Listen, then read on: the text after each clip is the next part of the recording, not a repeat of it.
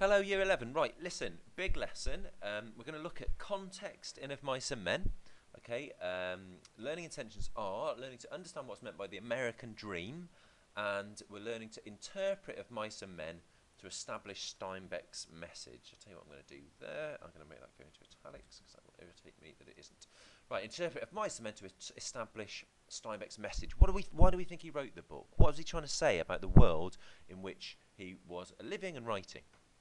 Why are we doing this? Well, partly because it's a really interesting thing to do, and partly because to get the higher grades or to get in your single English GCSE, you need to hit criteria that look like this: convincing connections between the texts and their context. You need to show that you can make convincing connections between the texts and their context. What was the world like, or the society or the culture like, when the text was being written?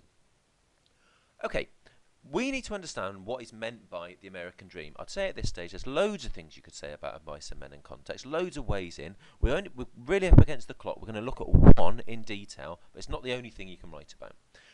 The American dream, what is meant by this? Well, I think it can be summarised as the idea that the US is a free and equal society in which everybody has an opportunity for success, for wealth, for prosperity.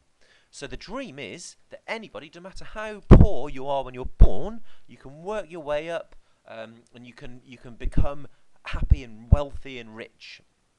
Okay, this was in contrast to the way it was seen in Europe. I'm talking about when America kind of started, which was a very hierarchical society. You know, where you had the kings and queens at the top, you had the church and the middle classes, and then at the bottom you had the working class people. Okay, so Europe was supposed, and if you were born working class in Europe, you'd never be able to get up here. No one from this level would ever be able to be the king. The American dream is that America was a country where this was different. This is the Declaration of Independence, in which these sort of ideas are expressed, and a quotation to sum it up.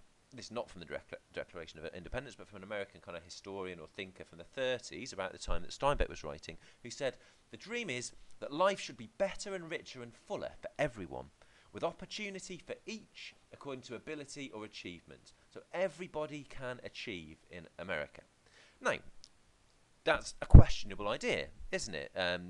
That's what the dream says. That's a very positive way to look at it. But what I want you to think about is, what's your own view of this? From what you know of the US, is it an equal society in which all have a fair chance to progress? So I want you to have a think about your own view of that.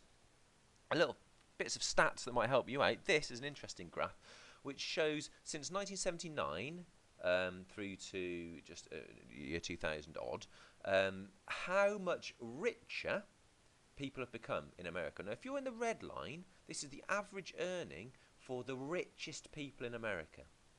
Okay, and if you're one of the richest top 1% of people, your earnings over that sort of period of 20 odd years has shot up. And look at how it's going. So if you're rich in America at the moment, you're getting a lot richer as well. The rich are getting richer. If you're poor, which is down here, the same isn't happening. So a lot of people look at this and say, actually, the American dream is a bit of a myth, a bit of an illusion, and in actual fact, yes, if you're rich, if you're rich to start with, America provides a good chance to get richer and to get on. But if you're poor to start with, that's not the case. Okay, and you're likely to stay poor. I'm not saying I necessarily believe that or not, but that is an argument against the American dream. Now, the last thing you need to understand in this bit is about the Great Depression. Now, the Great Depression happened after the Wall Street crash in 1929. Basically, the economy in America went really badly wrong, and loads of people became unemployed and couldn't get work and were starving, and their children were starving. Some pictures here to illustrate this. Really poor people in America who couldn't get jobs. Okay, and these ideas of a migrant family, that's like Lenny and George. Right, so they would be migrating from farm to farm, moving around, trying to find work. Okay, all these people trying to get work. Okay, so I'm going to stop there and just move on to finish this one off in the next film.